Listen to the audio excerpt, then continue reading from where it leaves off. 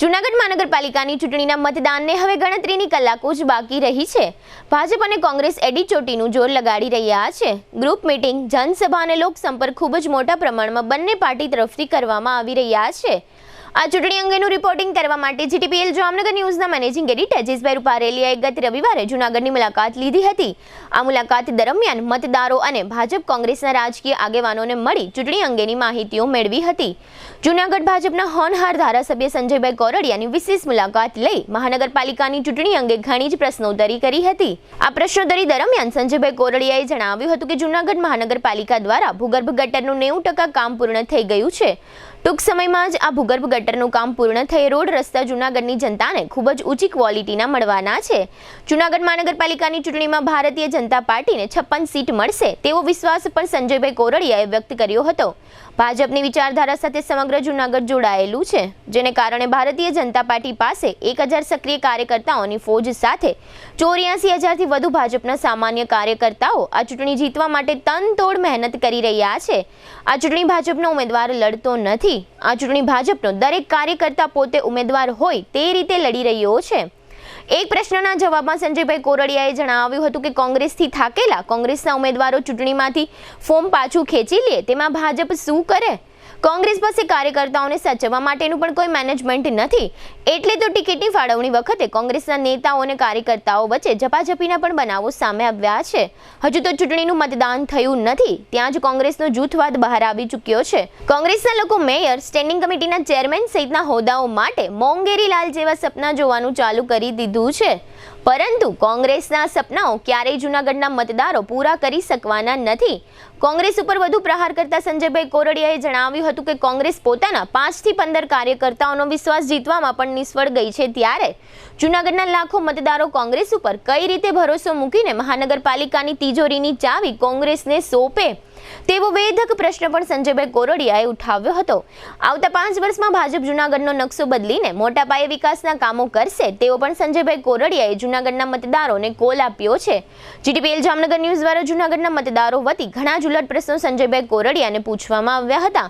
તેના જવાબમાં સંજયભાઈ કોરડિયાએ ઘણા જ ખુલાસા કરી મતદારોને સરળ ભાષામાં સમજાવવાના પ્રયત્નો કરી લોકપ્રતિનિધિને શોભે તેવો બેસ્ટ પ્રયત્ન આ ઇન્ટરવ્યુમાં સંજયભાઈ કોરડિયા તરફથી કરવામાં આવ્યો છે. આ ઇન્ટરવ્યુ જોયા પછી જૂનાગઢના મતદારોને ભાજપ પ્રત્યે નાની મોટી ગેરસમજ ઊભી થઈ હશે તે 100% દૂર થઈ જશે તેવું આજના ઇન્ટરવ્યુ નિહાળીને જૂનાગઢના લગભગ મતદારોને લાગશે તેવું જીટીપીએલ જામનગર ન્યૂઝનું માનવું છે. આ ઇન્ટરવ્યુ પહેલેથી લઈ છેલ્લે સુધી જોવા પણ જીટીપીએલ જામનગર ન્યૂઝ જૂનાગઢના મતદારોને અનુરોધ કરે છે. ધારાસભ્ય સંજયભાઈ કોરડિયા અને જીટીપીએલ જામનગર ન્યૂઝ વચ્ચે થયેલ વાતચીતના આ રહ્યા મુખ્ય અંશો. જીટીપીએલ જામનગર ન્યૂઝમાં તમામ દર્શકોનું સ્વાગત છે. આજે અમે લોકો જૂનાગઢની વિઝિટમાં છે, ખાસ કરીને ભારતીય જનતા પાર્ટીના મધ્યસ્થી કાર્યાલય ઉપર આવ્યા છે, કારણ કે મહાનગરપાલિકાની ચૂંટણી ચાલી રહી છે અને ખાસ કરીને 16 તારીખે મતદાન છે.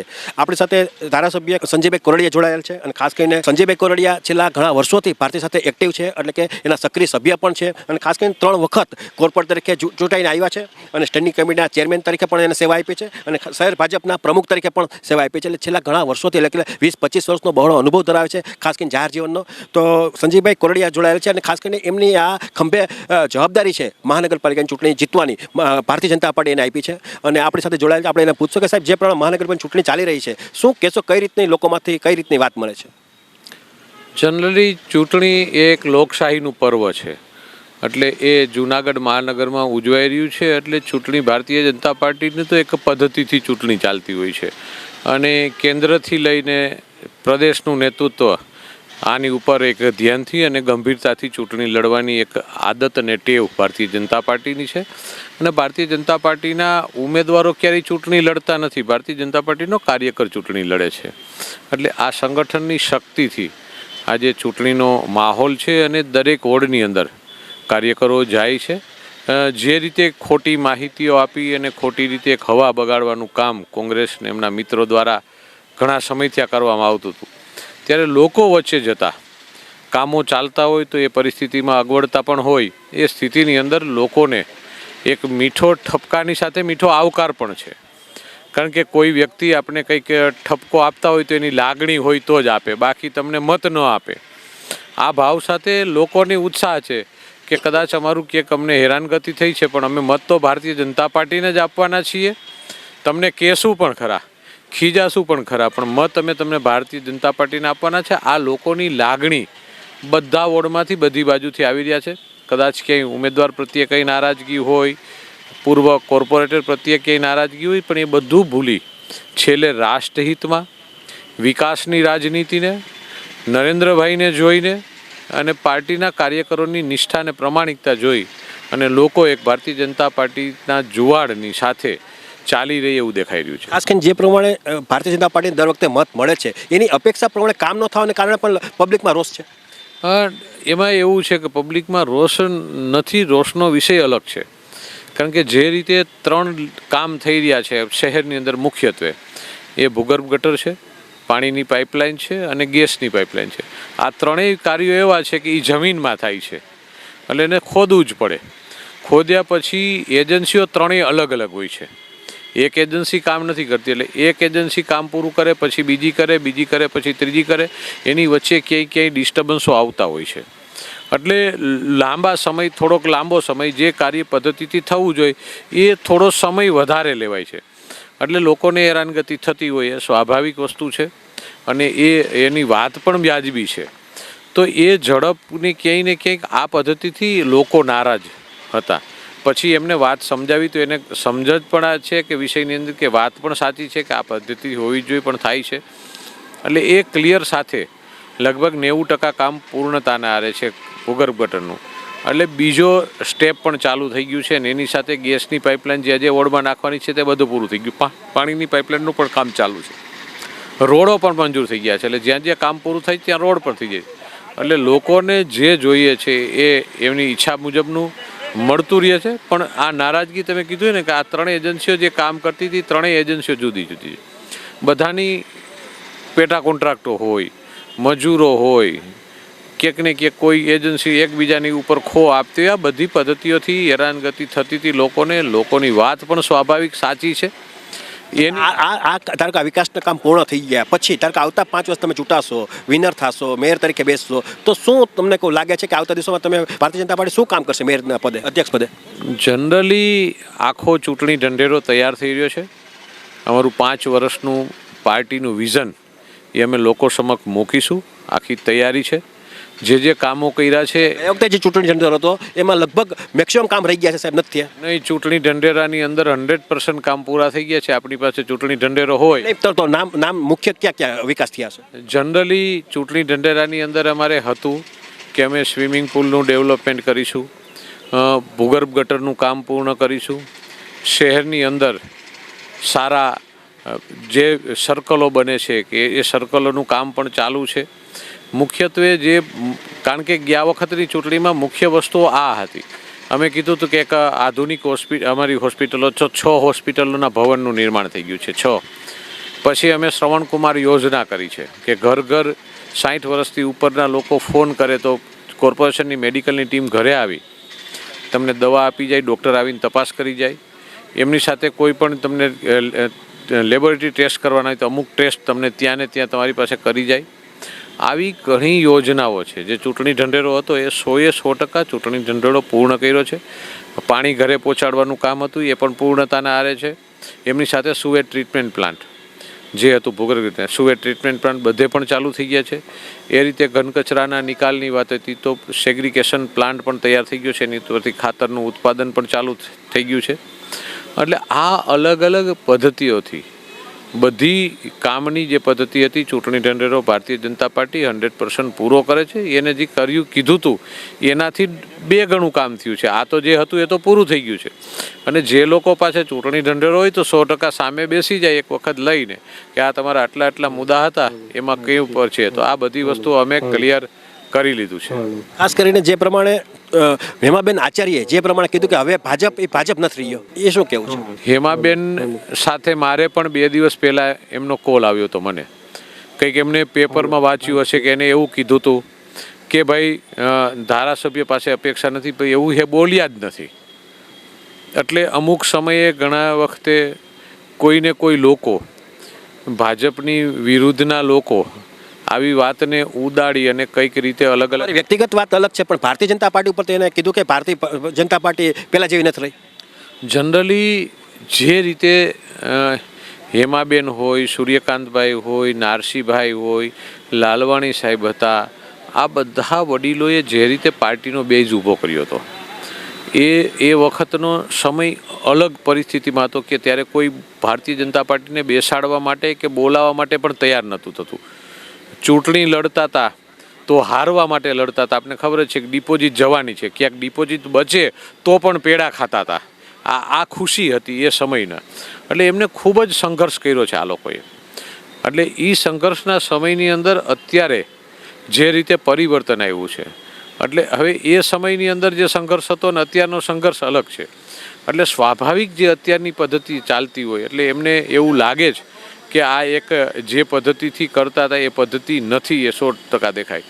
અને જ્યારે એને બેને એવો વિરોધ કર્યો છે કે જે પ્રમાણે બિનહરીફ જાહેર કરવામાં આવી છે, તમે એને સામે પક્ષે ફોન કરીને જે વિનંતી કરવામાં આવે છે કે તમે અમારા પક્ષમાં આવી જાઓ, તો એ બાબતે નારાજગી છે. એને મતનો અધિકાર મતદારોને આપો. મતનો અધિકાર મતદારોને હોય છે ને. આ બિનહરીફની પદ્ધતિ કંઈ આજ કોર્પોરેશનથી શરૂ થઈ એવી નથી. એ તો લોકશાહીમાં ચૂંટણી જ્યારથી આવી છે ત્યારથી બિનહરીફની પદ્ધતિ તો ચાલે જ છે. એટલે આજે આવી છે એવું નથી. અત્યારે લોકો, કારણ કે તમે જોશો ને સામે પરિસ્થિતિ એ છે કે મેં તમને કીધું કે ભારતીય જનતા પાર્ટી ચૂંટણી કાર્યકરો લડતા હોય છે. કોંગ્રેસમાં ટિકિટ આપી દીધી પછી એને કોઈ પૂછવા નથી આવતું. તો ઉમેદવાર હોય બિચારો વિચાર તો કરે ને કે આ લડીને હારી જવું ને ઘરના પૈસા વાપરીને આબરૂ જવા દેવી, એના કરતાં નીકળી જાય તો આપણે આ પૈસાય ન વપરાય ને આબરૂ પણ ન જાય. તો એની બીકને હિસાબે ખેંચે છે. અને બીજું, સારા માણસો હોય તો સ્વાભાવિક તમે કદાચ કોંગ્રેસ પાર્ટીમાં હોય કે બીજી પાર્ટીમાં હોય, તમે એક સારા સમાજનું નેતૃત્વ વ્યક્તિ કરનાર છો તો અમે તો તમને કંઈક તમે આવો અમારી વિચારધારા સાથે જોડાઓ. કારણ કે ભારતીય જનતા પાર્ટી એ એક દેશની રાજનીતિક વિચારધારા સાથે, એક ભારતીય પરંપરાને ઉપર લઈ જવાની વિચારધારા સાથેની પાર્ટી છે. એક વિકાસની રાજનીતિની વિચારધારા છે. તો એમાં લોકો તો જોડાતા હોય તો સારા લોકો જોડાય તો એક સ્વાભાવિક છે ને. દરેક લોકો એને આમંત્રણ આપવું જોઈએ, હું તો એમ કહું છું. પણ ખાસ કરીને કોંગ્રેસનું ફોર્મ ભર્યા પછી પણ તો કોંગ્રેસનું ફોર્મ ભર્યા પછી એને બિચાકડો એ હેરાન થતો હોય. કોકને કીધું હોય કે ભાઈ તમે મને કહો કે ભાઈ રૂપારેલિયા ભાઈ મને કોણ કરે કે ભાઈ મારે આમાં હું થાકી ગયો છું, આ મને ટિકિટ આપ્યા પછી મને કોઈ પૂછતું નથી, મારો ભાવ નથી પૂછતું, મને આમાં કૂવામાં ધકેલીને માથેથી ઉપરથી દોરડું કાપી નાખ્યું છે, હવે માંડ થોડીક વાર તરી હગું છું. તો કોઈ મળતો હોય તો એને બચાવવાની જવાબદારી તો એક માનવતાની દ્રષ્ટિએ આપણી છે જ. તો એને કદાચ કોઈએ કીધું હોય તો એને આવવું હોય તો સામેથી એનો ફોન આવ્યો હોય કે ભાઈ કોકના થકી મોકલાવે કે ભાઈ બરસાબ મને કયો તો આમ મારું કામ પતી જાય તો મારું એક આમાંથી છૂટવું છે. કારણ કે આ લોકો અત્યારથી જ કોણ મેયર બનશે, કોણ પ્રમુખ બનશે, કોણ સ્ટેન્ડિંગ બનશે, એટલે મારું ગ્રુપ તારું ગ્રુપને બાંધતા એને બધાને અટાણથી જ જો પકડવાની કોશિશ કરતા હોય તો સામાન્ય માણસો બિચારા થાકી જાય. એટલે થાકીને ભાગે છે. હજી તો એની શરૂઆત છે. તમે પણ જોયું કે ટિકિટ વેચણી ટાઈમે જે રીતે ગાળોની બબડાટી બોલતી હતી, હાથાપાઈ થતી હતી, પોલીસ ફરિયાદ થાય, એ તો એની શરૂઆત હતી. હવે એનો એન્ડ કેવો હોય? આ એનું કલ્ચર છે કોંગ્રેસનું કે આ પદ્ધતિથી એ ચૂંટણી લડતા હોય છે. તો હવે એમાં સારો માણસ બિચારો ક્યાંક ગયો હોય તો એને તો ખબર ના હોય કે આમાં આવું છે. હવે એ જાય ને જોવે ને પછી ખબર પડે કે આમાં તો ડેટકા અંદર નકરી મગરમચ્છ જ છે, આમાં કૂવામાં પડી તો ખાઈ જાય. મેયરનું સાહેબ નામ કેમ ડિક્લેર ન કર્યું? કારણ કે દર વખતે ગયા વખતે ધીરુભાઈ ગોહિલનું નામ ડિક્લેર કર્યું, તો આ વખતે કેમ રાખી દીધું? ભારતીય જનતા પાર્ટી ક્યારે પણ મેયરનું નામ ડિક્લેર નથી કરતી. ગત વખત એક વખત બક્ષી પંચ અનામત હતી એટલે એક સારા ચહેરા તરીકે એમને ડિક્લેર કર્યું છે. બાકી સૌરાષ્ટ્રમાં ક્યાંય ભારતીય જનતા પાર્ટી મેયરના ઉમેદવાર ક્યારેય કોઈ જગ્યાએ ડિક્લેર નથી કરતા. એટલે એવું નથી કે કરે કે ન કરે. એ ભારતીય જનતા પાર્ટી એક પાર્લામેન્ટરી બોર્ડની પ્રોસેસ છે, ચૂંટાયેલા પ્રતિનિધિઓ કહે છે. ત્યારે એક વિષય હતો, એક સામાજિક માણસ હતા, બિન પોલિટિકલ માણસ હતા અને એક જોડાઈ એનો ચહેરો છે, એ એક મહત્ત્વનો ચહેરો હતો. એટલે એમને પાર્ટીએ તે વખતે પાર્લામેન્ટરી બોર્ડની અંદર એનો નિર્ણય કરી અને એ પદ્ધતિથી એમને જ્યારે જાહેર કર્યા હતા. પણ આ ભારતીય જનતા પાર્ટી દર વખતે કરે છે ને બધી જગ્યાએ કરે છે એવું નથી ને આ વખતે નથી કર્યું એવું પણ નથી. ખાસ કરીને 60 બેઠક છે, એમાં 8-9 તો બિનહરીફ થઈ ગઈ છે. તો કેટલી સીટ આવે એવું અનુમાન છે ભારતીય જનતા પાર્ટીને? અમે તો અત્યારે 56 બેઠકો ઉપર વોર્ડ નંબર 8ને બાદ કરતા 56 બેઠક જીતવાના પ્લાનિંગ સાથે ચૂંટણી લડી રહ્યા છીએ. અને અમારા પ્રદેશ અધ્યક્ષ CR પાટીલ સાહેબ કહે જ છે કે ભારતીય જનતા પાર્ટીના મુસ્લિમ વાળો જે વિસ્તાર છે એની તમે અપેક્ષા નથી રાખતા? ના, અમે અપેક્ષા નથી રાખતા કારણ કે મેજોરિટી વોટ ત્યાં એમના છે. હજી મુસ્લિમ આપણી સાથે જોડાયા નથી? નહીં, આપે છે પણ 100% જોડાયેલા નથી. કારણ કે વિસ્તાર જ 90% એ વિસ્તાર છે એમાં 20% 25% આપ કહો છો ને સૌનો સાથ ને સૌનો વિકાસ, તો મુસ્લિમને કેમ બાદબાકી કરના, કેમ એની પર અપેક્ષા નથી રાખતા, એની સાથે તમે કેમ વિશ્વાસ સંપાદન નથી કરી શકતા? અમે તો અપેક્ષા રાખી છીએ અને ભારતીય જનતા પાર્ટી આદરણીય કહો ને કે વોર્ડ નંબર 8 જશે, એનો મતલબ એ થયો કે તમારો કોન્ફિડન્સ બહુ બોલે છે. નહીં અમે તો એક હારી છીએ તો સ્વીકારી છીએ, એમાં શું છે વિષય, જે વિષયની જ્યાં લોકો નથી સ્વીકારતા અમારી વિચારધારાને, એ વિચારધારાને અમે ન સ્વીકારી તો હાર જ્યાં થવાની છે તો સ્વીકારવાનો વિષય છે, એમાં કંઈ નવો વિષય નથી. અને ભારતીય જનતા પાર્ટી નરેન્દ્રભાઈનું પણ સૂત્ર છે કે વસુધૈવ કુટુંબકમ, આ દેશની અંદર બધા પરિવાર અમારા છે. ભારતીય જનતા પાર્ટીની જેટલી કેન્દ્રની યોજનાઓ હોય, રાજ્ય સરકારની ભૂપેન્દ્રભાઈની યોજના હોય, એક પણ યોજના એવી નથી. ખાસ કરીને સાહેબ પબ્લિકની વાત એટલી છે કે ભાજપ જ જીતશે, વિનર પણ એ થશે, પણ ન છૂટકે, કારણ કે કોંગ્રેસ સામે કાંઈ છે નહીં, એટલે વિકલ્પના સ્વરૂપમાં જ તમને કહી દો ભાજપને પસંદ કે ન છૂટકે પસંદ કરે છે. એવું ક્યાંય નથી હોતું. વિકલ્પ ન હોય તો લોકો, આપણે જોયું હતું કે છેલ્લા સમયની અંદર એક ઇલેક્શનની અંદર બધા ઇલેક્શનમાં તમામ મ્યુનિસિપલ કોર્પોરેશનની અંદર કોંગ્રેસની સત્તા આવી હતી. એટલે ઓપ્શન હોય ન હોય એટલે ભાજપ સંગઠન નબળું પડે સાહેબ.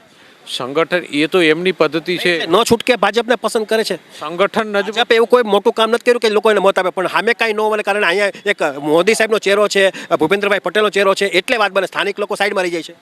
ભારતીય જનતા પાર્ટીએ કંઈ કર્યું નથી એવું તમે કહી જ ન શકો. ભારતીય જનતા પાર્ટીએ ખૂબ કર્યું છે અને ખૂબ પ્રમાણમાં કર્યું છે, પણ જે કામ થયું છે એ અંડરગ્રાઉન્ડનું કામ થયું છે, ઉપરનું કામ નથી થયું. કોઈ પણ જગ્યાએ મકાન બનાવતા હોય ત્યારે પાયો ખોદીને પ્લિન્થ ઊભી કરી ત્યાં સુધી દેખાય જ નહીં કોઈ દિવસ, પણ એ મકાન ચણ્યા પછી એમાં પ્લાસ્ટર થાય, કલર થાય, એની અંદર ફર્નિચર થાય પછી જ દેખાય, પણ એ મકાનનો બેઝ છે એ પાયો છે. આપણે ખોદીને ભર્યો તો અત્યારે પાયો ભરાવાનું કામ થયું છે, એટલે પાયા ભરાણા છે. એટલે પાયો ભરાય ત્યારે કોઈ દિવસ કોઈ મકાન ન દેખાય. તમે ગમે એવડું સારું ડિઝાઇનિંગ બનાવ્યું હોય, અબજો રૂપિયાનું કદાચ મુકેશ અંબાણીનું મકાન બનતું હોય એનું, તો એ એટલાન્ટિયા બનતું હતું તો એ પાયો ભરાણો ત્યારે મકાન દેખાય જ નહીં, એની કોઈ કિંમત જ ન હોય. પછી ભલે ગમે એટલા માળનું બનવાનું હોય, ગમે એવું બનવાનું હોય, કે પછી એ બુલેટ પ્રૂફ ગ્લાસનું બનવાનું હોય, પણ પાયામાં બુલેટ પ્રૂફ ન હોય. એટલે આ વિષય છે એ પાયો છે. એટલે પાયો ભરાઈ ગયો છે, એને હવે શણગારવાનું કામ આવતી 5 વર્ષની અંદર થશે. 5 વર્ષ પછી તમે આ વિડીયો સાચવીને રાખજો. 5 વર્ષ પછી જુનાગઢ કેવું હશે લોકો પણ યાદ કરશે. સાહેબ આમ નહીં, વિઝન શું હશે સાહેબ? એક્સ્ટ્રા ઓર્ડિનરી શું કામ કરશો કે લોકો હજી તમને મત આપે 5 વર્ષ દરમિયાન? હજી વિઝન છે જુનાગઢની અંદર તમામ ક્ષેત્રનું ટુરિઝમ ક્ષેત્ર છે, ટુરિઝમ ડેવલપમેન્ટ થાય, એગ્રીકલ્ચર ટુરિઝમ થાય, ઇન્ડસ્ટ્રીઝ ટુરિઝમ થાય, એમની સાથે હોસ્પિટાલિટી ટુરિઝમ થાય. આ બધા ટુરિઝમના ક્ષેત્રો છે, બધું છે. ઉપરકોટની વાત કરીએ, કરોડો રૂપિયા વાપરા છે સરકારે, પણ જે પ્રમાણે ત્યાં મોંઘી ટિકિટ રાખી છે, પ્રાઇવેટ કંપનીને આખી એજન્સીને કામ વર્કઆઉટ આપી દીધું છે સાહેબ. લોકો પ્રવાસી લોકો લિમિટેડ પૈસાવાળા લોકોની અંદર નથી જઈ શકતા. આ તમારી માનસિકતા જ આ લોકો છે. મફતનું બંધ કરવા પડશે. મફત કંઈ નથી થતું. કોઈ પણ વસ્તુને મેન્ટેન કરવી હોય, આટલા 70-80 કરોડના ખર્ચે ઉપરકોટ ડેવલપ થયું હોય તો એમને મેન્ટેન કરવા, એમના માણસો રાખવા. અત્યારે જે આવક થાય છે ને એનાથી ખર્ચ ઉપડતો નથી. એટલે કોઈ પણ વસ્તુને મેનેજ કરવી, મેન્ટેન કરવા માટે ખર્ચને પહોંચી ન વળી તો કાયમને માટે નુકસાની કરશે તો કોઈ પ્રોપર્ટી ન ચાલે. અને બધી વસ્તુ, એક માણસ એવો નથી કે જેની આર્થિક પરિસ્થિતિ ન હોય કે 100 રૂપિયા ન કરી શકતો. માવા ખાવાના પૈસા છે, આપણા દીકરાને આપણી હેરિટેજ પ્રોપર્ટી બનાવવાના પૈસા નથી. આ માનસિકતા બહાર કાઢવી પડશે. લોકોને સારું જોતું હશે તો એની સગવડતા પ્રમાણે પૈસા આપવા પડશે. સાહેબ દામોકુંડની વાત કરીએ તો થાળી ભાંગીને વાટકો કર્યો છે. ખાસ કરીને જે પ્રમાણે લોકોની આશા હોય છે એ પ્રમાણે દામોકુંડ નથી. લોકો અહીંયા એક શ્રદ્ધાના ભાવ ઉપર દામોકુંડ આવે છે. દામોકુંડ વિષય જ એ છે કે ઉપરથી પાણી જંગલમાંથી આવતો વિષય છે. ખરેખર ઘણી વખત આવતા હોય છે અધિકારીઓ, એને જૂનાગઢની ભૌગોલિક પરિસ્થિતિથી માહિતગાર હોતા જ નથી. એ સારું ડેવલપમેન્ટ કરવામાં આવે છે, પણ ઉપરથી ગિરનારમાંથી કાયમ કચરો આવવાનો છે, પથ્થર આવશે, રેતી આવશે, તો એનું ડેવલપમેન્ટ એ કક્ષાએ થવું જોઈએ. એટલે એ રીતે થાય છે. બીજું, પાણીની આવકો નથી થતી, એટલે પાણી ઉનાળામાં બંધ થઈ જાય, એટલે એ પાણીની હિસાબે ગંદકી. જે સફાઈ થવી જોઈએ, ગંદકીવાળો એટલો બધો છે કે સમયાંતરે ન સારું થાય, ટૂંકો સફાઈ નથી થતી. બધી વસ્તુ આપણે એવું કરી છે કે સરકારની જવાબદારી છે તો નથી થવાનું. કોઈ પણ તમે દુનિયાના કોઈ પણ આજીવનની પ્રોપર્ટી સાહેબ લોકો અપેક્ષા રાખે ને એક વ્યવસ્થાના ભાગરૂપે મહાનગરપાલિકાની જવાબદારી બને. મારી વાત સાંભળો તો હું તમને જવાબ આપી શકું કે દુનિયાનો કોઈ એવો દેશ નથી કે જ્યાં પબ્લિક એનું ઇન્વોલ્વમેન્ટ ન હોય. જ્યાં પબ્લિકનું ઇન્વોલ્વમેન્ટ હશે ત્યાં એ થશે. 100% તંત્રની જવાબદારી છે મેન્ટેન કરવાની, પણ એની સાથે 100% લોકોની પણ જવાબદારી છે કે જ્યાં ત્યાં ગંદકી ન કરવી, જ્યાં ત્યાં કચરો ન નાખવો. એક વખત શરૂઆત સરકાર કરે, પણ એની સાથે જ્યારે પબ્લિકની પણ આ વસ્તુ આવશે, તાલી બે હાથે વાગવાની છે. કોઈ પણ ડેવલપમેન્ટ કરશે, આજ દામોકુંડની વાત નથી, કોઈ પણ ડેવલપમેન્ટ હશે, જ્યાં સુધી લોકોની અંદર સેલ્ફ ડિસિપ્લિન નહીં આવે ત્યાં સુધી કોઈ તંત્ર ગમે એટલું કરે તો સુધારો થવાની કોઈ શક્યતા નથી. ઉપર ભગવાન આવે તો પણ સુધારો ન થાય. આપણે જ લોકો છીએ, આ જ ભારતીય લોકો છીએ. આપણે હમણાં પ્લેનમાં બેસીને વિદેશ જઈએ છીએ, આપણે ખબર છે કે ભાઈ સિંગાપુરમાં કે દુબઈમાં ગયા અને નીચે કચરો નાખ્યો, પાનની પિચકારી નાખીને જોઈ ગયા તો એનો દંડ છે અને કા જેલ છે. એ એની સિસ્ટમ છે. તો આપણે ત્યાં જ નાખતા નથી અને એ જ ભારતીયો પાછા અહીં ઉતરી એરપોર્ટ ઉપર અને પાનનો માવાનો પડીકું ત્યાં નીચે નાખી દે છે. તો એ તંત્ર કેટલી જગ્યાએ પહોંચી શકે. એટલે સેલ્ફ ડિસિપ્લિન ઇઝ મસ્ટ. એ સૌથી મહત્ત્વનું છે. તંત્ર એ 100% જવાબદારી પહેલી તંત્રની છે, પણ તંત્રની સાથે પબ્લિકની પણ એટલી જ જવાબદારી છે. બે હાથે તાલી વગાડશી તો 100% એનો અવાજ દુનિયા સાંભળશે. એ ક્લિયર છે. આ રીતે તમે જોયું કે આ સંજયભાઈ કોરડિયા છે, લગભગ જૂનાગઢના જેટલા વિષય હોય એમાં વિષયમાં લગભગ એના અંદરની વાત બધી ખબર હોય છે, અને ખાસ કરીને ઉદ્યોગપતિ છે અને ખાસ કરીને સુખી સંપન્ન પરિવારમાંથી આવે છે, અને એટલા બધા નીતિમત્તાનું ધોરણ છે કે કોન્ટ્રાક્ટરો પણ એથી ડરે છે કે જેથી કરીને એને નિષ્ઠાપૂર્વક કોન્ટ્રાક્ટર પણ એનું વર્કઆઉટ કરવું પડશે. અને ખાસ કરીને જૂનાગઢની જ્યાં સુધી જવાબદાર વ્યક્તિ તરીકે વાત છે તો જે પ્રમાણે જે એના વિશ્વાસે લોકો મત આપશે એ પણ નક્કી.